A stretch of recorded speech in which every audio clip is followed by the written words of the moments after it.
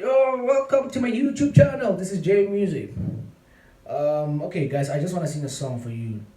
The name of the song is Omniscient God. It was written and performed by Becca Mteto on the next revival album, 20 Gospel Choir. You know how it is.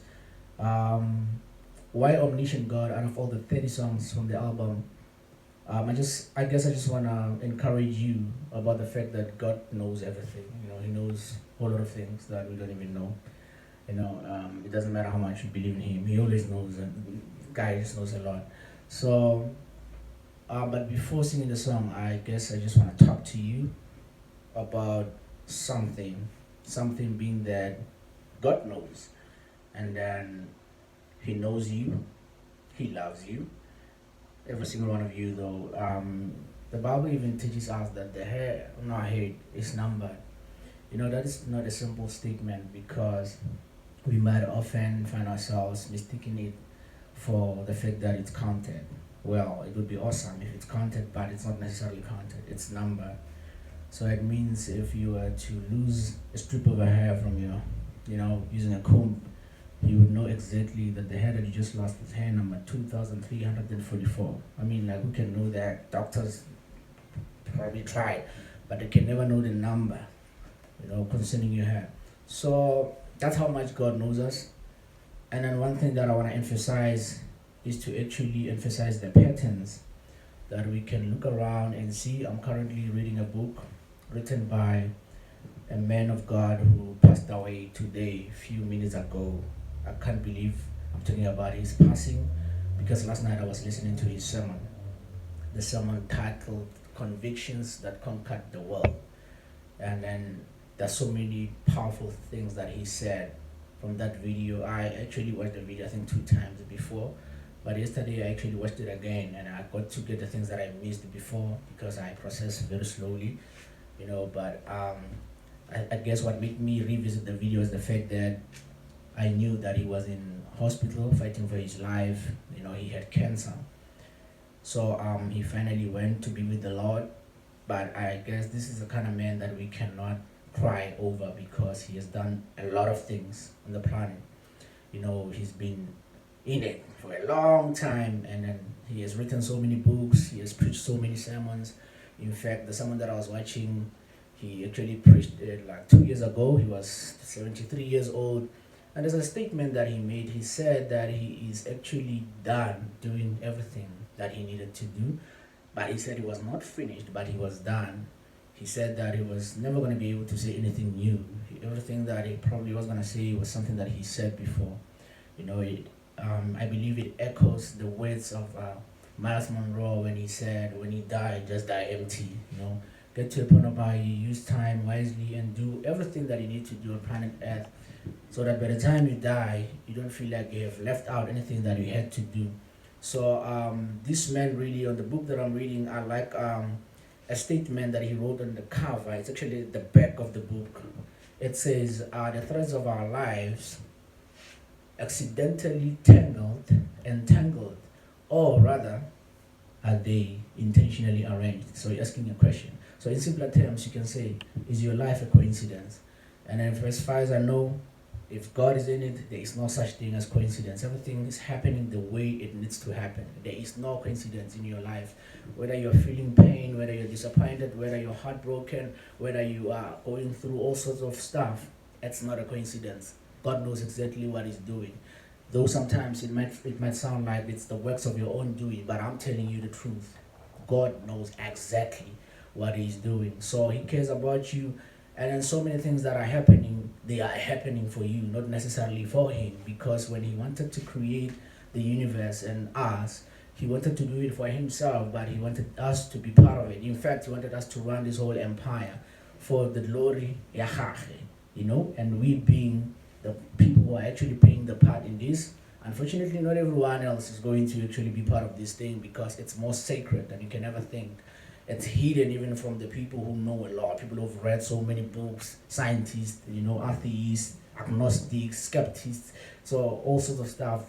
They still do not understand what God really wants to teach us in this generation and all the generations that have already passed. So I just want to encourage you guys to be like God cares about you. Each and everything that happens needs to happen for a greater purpose. You might not understand it now, but later you will understand it. I want to share a story about, there's a man in the Bible. It's a story that pastors likes a lot, I think even Christians. The man called Stephen. Remember what happened to Stephen? Stephen was proclaiming the good news of Jesus Christ. Remember, Jesus Christ is a man, or I will say the prophets. There are so many prophets who spoke about him before he even came, and they were killed because of that. Because this is a man whom everything else is about. This is a man that the Bible tells us that every single thing that is created was created for him, by him, and through him. Therefore, there is nothing that was ever created that was never created by him. So this is a man who is the firstborn of creation, like the book of Hebrews tells us. So this is the most important man in our whole existence. So in other words, if you're trying to live your life without Jesus Christ, what are you doing? Because you're wasting your time. I mean, you don't have to do that to yourself. So everything is concerning him. Stephen was actually echoing some of the things that have been said by the prophets. And he is saying that, you have persecuted many other prophets that have spoken about the coming of the Messiah. And you're probably going to do the same thing to me because I'm talking about him. And the Bible tells us that they were screaming their lungs out. They were yelling at him. They wanted him to stop saying the stuff that he was saying. But he said them anyway. And then one of the things that he said before they took him out of the city, he said, I see the heavens opening and I see Jesus sitting at the right hand of the Father. And they took him out of the city and they killed him. We all know the story. But this is one thing that will hit you hard about the story. The Bible tells you in this story that there was a man called the Saul of Tarsus. He was a man who was actually guarding the clothes of the people who were dealing with the case of Stephen. This man is the same man who gave consent to the killing of Stephen. Who was Stephen? Stephen was one of the mighty men who were relevant at that time in carrying out the powerful and the only message that matters to the people of Israel and all the people across the world. The message concerning the kingdom of God, which is the most important message we can ever come across in our whole existence. So this is a man who was to be killed. Now you get to a point where you ask yourself a question. What is then the next dot if Stephen dies? What is the next dot? Because of Jesus came, he spoke about it after being prophesied over 6,000 years and more. People have been talking about his coming, and he finally came. He preached the same message. He was killed. He rose again, and he preached the message again for 40 days after death. Then he left, and he passed the baton to other people to do it. And Stephen was one of the people who actually gets it, and he's there. He's preaching the message, and then he was killed. Then you ask yourself, what is the next step? The man called Saul of Tarsus, he was guarding the clothes of the people who were killing him, and he gave consent for Stephen to be killed. The question you ask yourself is that, did Saul of Tarsus know that he was the next dot? Did he know that he was going to be the next person who was going to take the baton and run with it and write over 25% of the New Testament? As you know him and you all love him, is the name of Paul. Paul took over from the very same man he killed. He killed him from his past life, but from the fact that he killed him, he didn't know that there was going to be a change in the master's plan. Change being that his life was going to be transformed forever.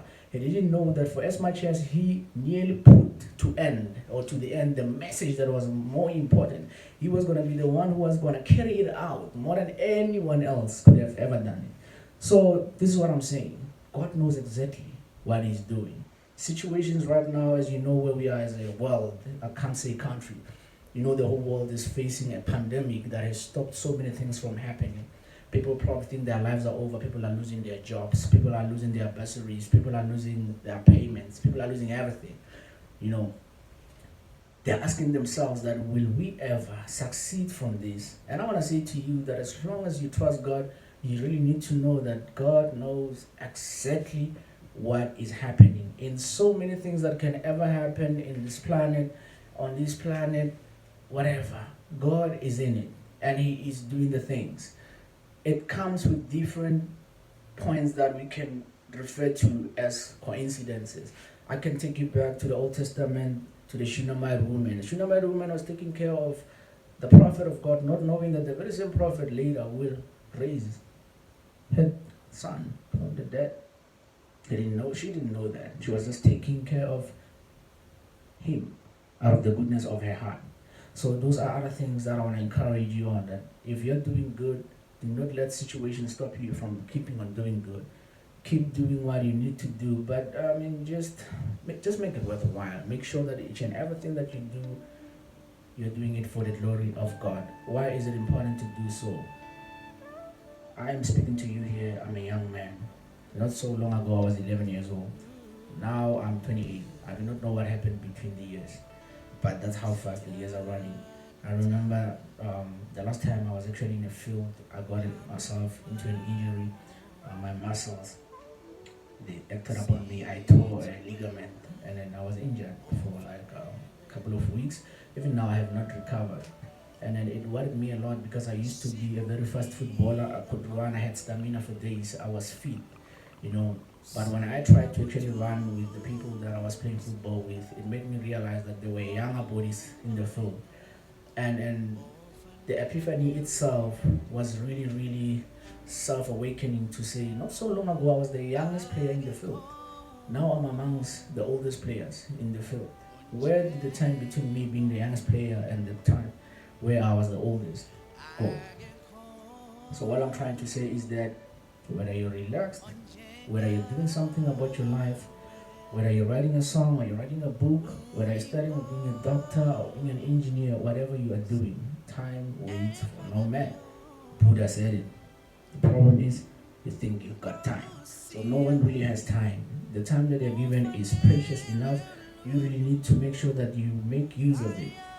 The most thing that we can try to move towards is to fit into the master's plan, because God is actually planning something. Well, he is not planning anything. He planned it before the time began. Now it's in motion. People who can actually recognize that, they see to it that they jump into it and they try to fit it, so that whatever that he's doing in this season, you can just be part of that. You don't have to ask questions as to what is going on.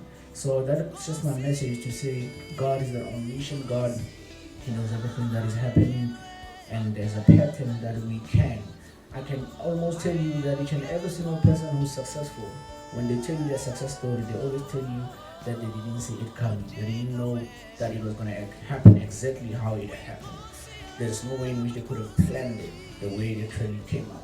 And then the answer always goes to the same thing. God knew exactly what he was doing. So why can't we get to a point of where we trust him?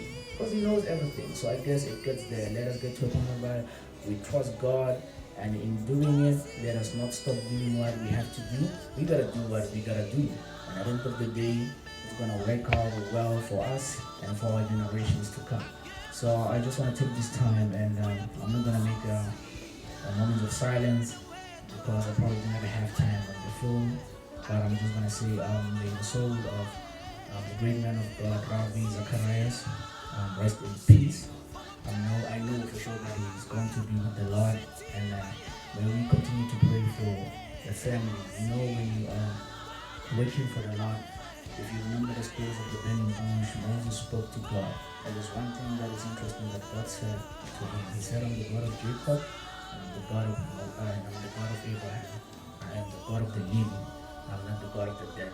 And then the truth is, probably Moses asked himself that, what is this person talking about? Because he's saying that he's the God of these two people, but they are dead. But he's saying he's not the God of the dead.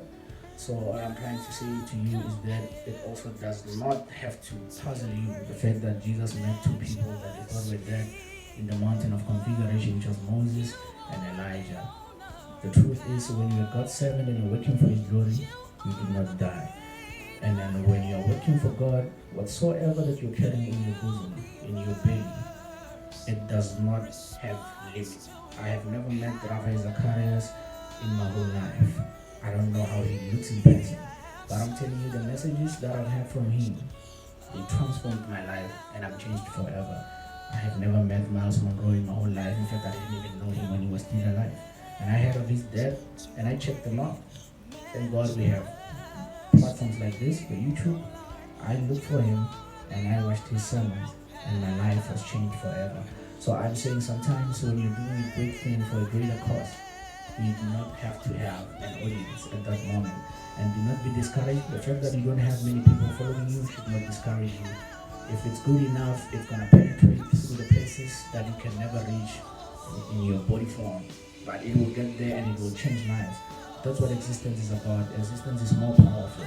So do not be afraid, do not be dismayed, and do not give up on what you're doing. Finally, someone is just gonna get a hold of your work and you're gonna be recognized.